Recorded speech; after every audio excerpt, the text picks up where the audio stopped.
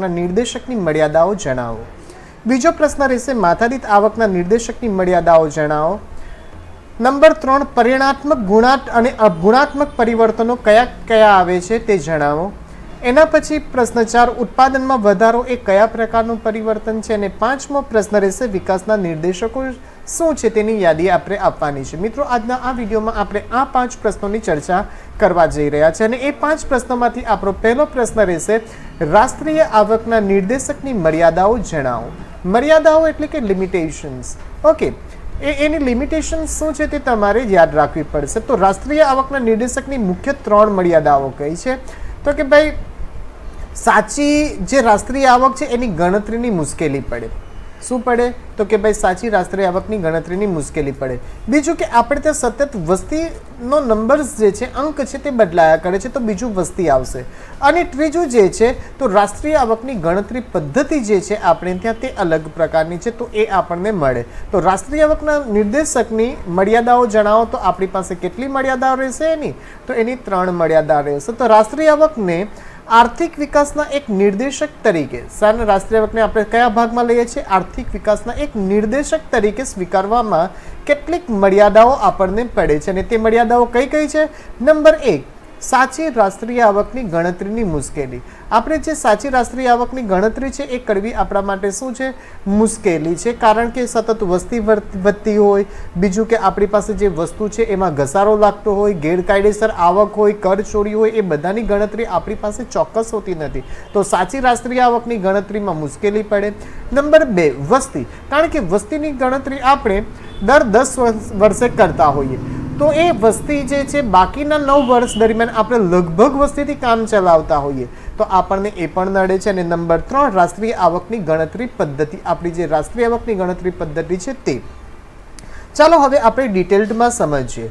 तो साची राष्ट्रीय आवकनी गणतरीनी मुश्केली शा माटे तो एना मुख्य कारण छे बेवडी गणतरी स्ववपराशनी वस्तुओ घसारो जाणवानी मुश्केली आपणे जे वस्तु वापरी छे एना पर घसारो शुं छे गैरकायदेसर आवक कर चोरी साता पद्धति एटले शुं मित्रों तो साटा पद्धति एटले के तमारी पासे नाणां ना होय। हवे मारी पासे घऊं छे अने तमारी पासे चोखा छे। हवे मने चोखानी जरूर छे तो हूँ तमने घऊं आपीश अने तमे मने चोखा आपशो तो ए रीते जे पद्धतिओने साटा पद्धति कहेवामां आवे।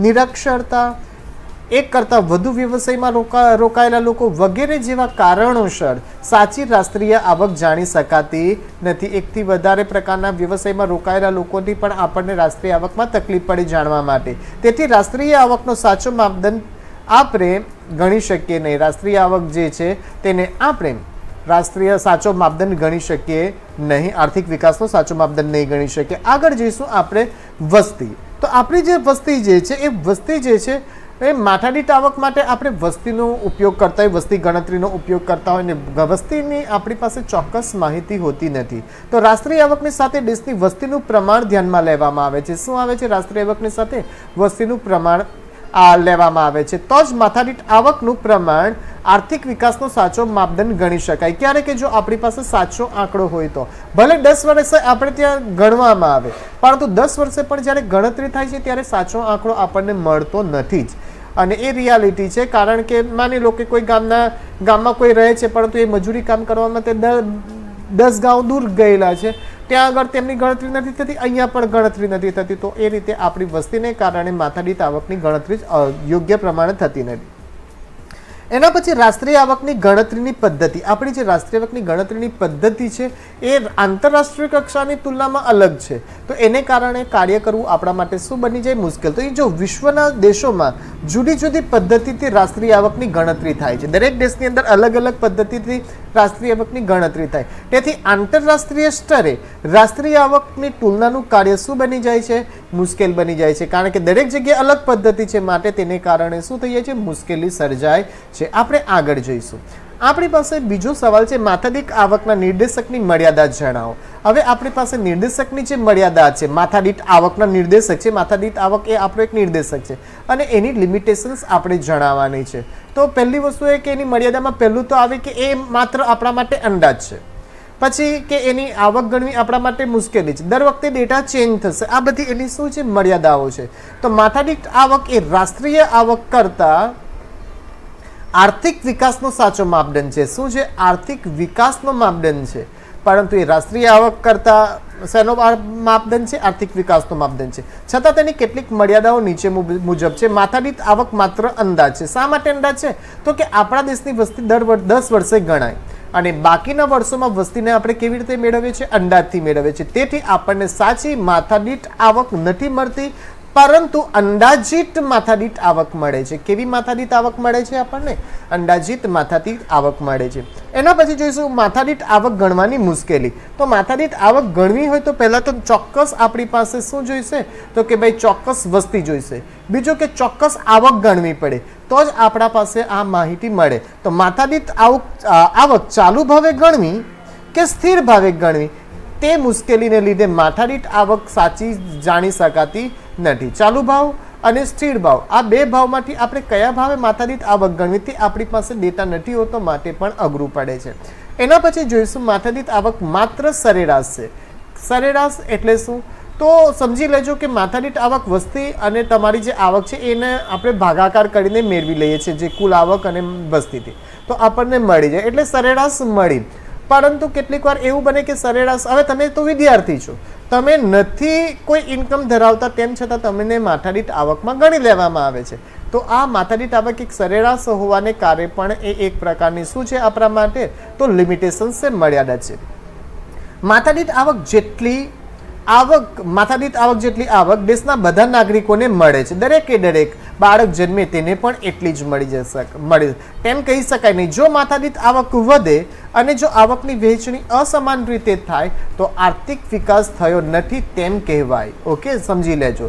જો માથાદીઠ આવક વધે અને જો આવકની વહેંચણી અસમાન રીતે થાય તો આર્થિક વિકાસ થયો નથી એમ કહી શકાય. તેથી માથાદીઠ આવકનો નિર્દેશક ખામીયુક્ત ગણવામાં આવે છે. ઓકે, એને કારણે તેને ખામીયુક્ત ગણવામાં આવે છે. એના પછી આર્થિક વિકાસની સરખામણીની મુશ્કેલી.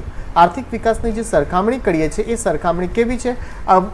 અઘરી છે, કારણ કે દુનિયાના દરેક દેશોનું હુંડિયામણ જે છે તે અલગ અલગ ભાવનું છે. ઓકે, અત્યારે જ્યારે હું વિડીયો બનાવી રહ્યો છું ત્યારે આપણે ત્યાં $75 લગભગ $75 રૂપિયા બરાબર $1 થઈ ગયો છે. કેટલા? $75 છે. તો એ માથાદીઠ આવક કેવી રીતે? વિનિમય દર બદલાઈ ગયો, અને વિનિમય દર બદલાઈ જાય તો તમે માથાદીઠ આવકની સરખામણી કરી શકો નહીં.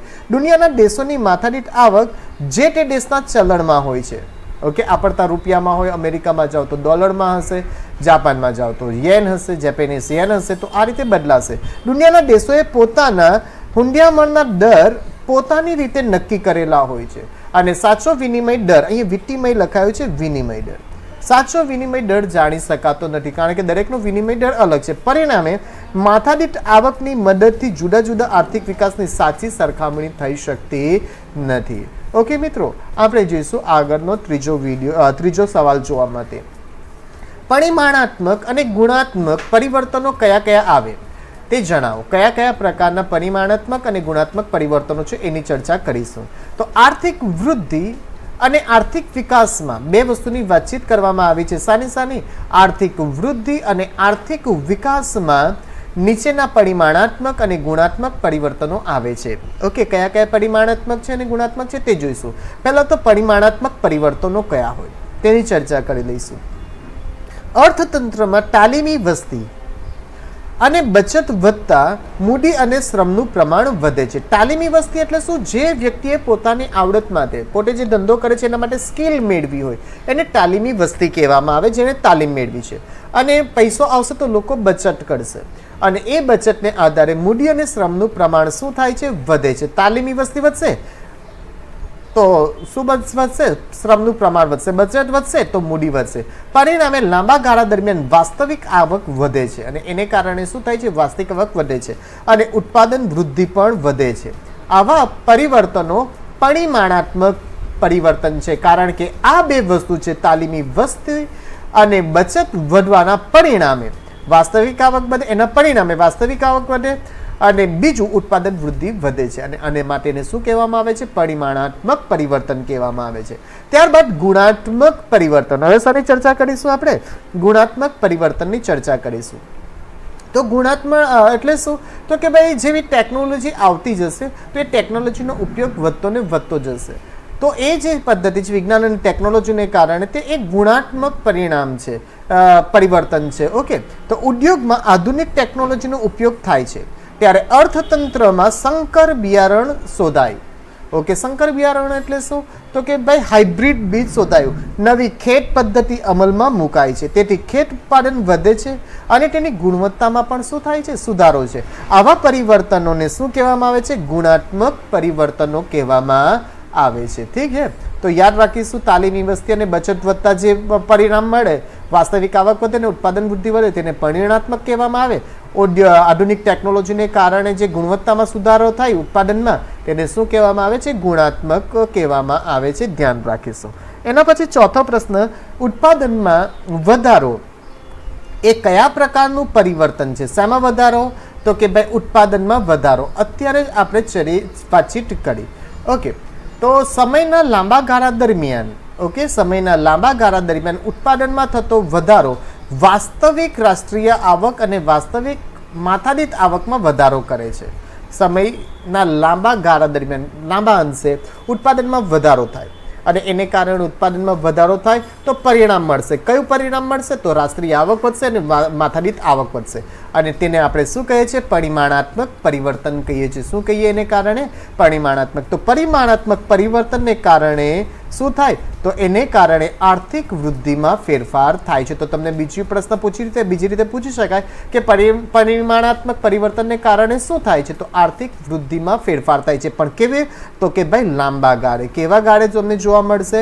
લાંબા ગાળે તમને જોવા મળશે. એના પછી અંતિમ પ્રશ્ન જોઈશું આપણે.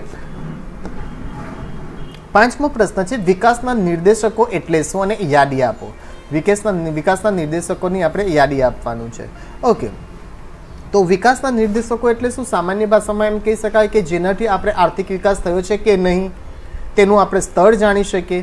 એને તેવા જે પદ્ધતિઓ છે એને શું કહેવામાં આવે? તો આર્થિક વિકાસના નિર્દેશકો કહી શકાય. તો અહીંયા જોઈશું જે પરિબળો કે બાબતો સંખ્યાત્મક છે. કેવી બાબતો છે? સંખ્યાત્મક છે.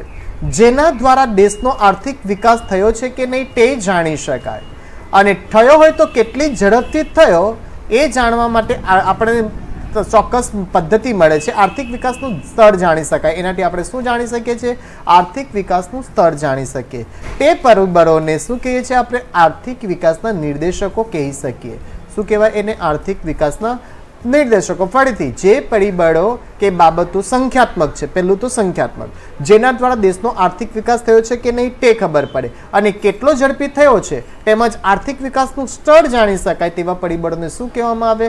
આર્થિક વિકાસના નિર્દેશક કહેવામાં આવે છે. હવે આપણી પાસે અહીંયા આર્થિક વિકાસના નિર્દેશકોની યાદી માંગી છે. તો યાદ રાખવાનું, આર્થિક વિકાસના જે આપણી પાસે નિર્દેશકો છે એ કેટલા છે? તો 7 છે. તો આર્થિક વિકાસના નિર્દેશકોની યાદી નીચે મુજબ છે. નંબર 1 તો કે ભાઈ રાષ્ટ્રીય આવક. એના પછી રાષ્ટ્રીય આવક મળે તો કોનાથી મળશે? તો માથાદીઠ આવક. માથાદીઠ આવક આપણે કેવી રીતે જાણી શકીએ? તો જીવનની ભૌતિક ગુણવત્તા અને તેનો આંક કે જેને આપણે PQLI કહી શકીએ. એના પછી નંબર 4 માનવ વિકાસનો આંક. કારણ કે આ મળશે આપણે ભૌતિક ગુણવત્તા મળશે તો માનવ વિકાસ ખબર પડશે, તો માનવ વિકાસનો આંક. માનવ વિકાસ ખબર પડશે તો આપણે એમનો ગરીબીનો આંક માની શકીએ, તો માનવ ગરીબીનો આંક. અને એના પછી તમારે જાતીય વિકાસ આંક અને જીવન નિર્વાહનો આંક આ યાદ રાખવાનો છે. બાકીની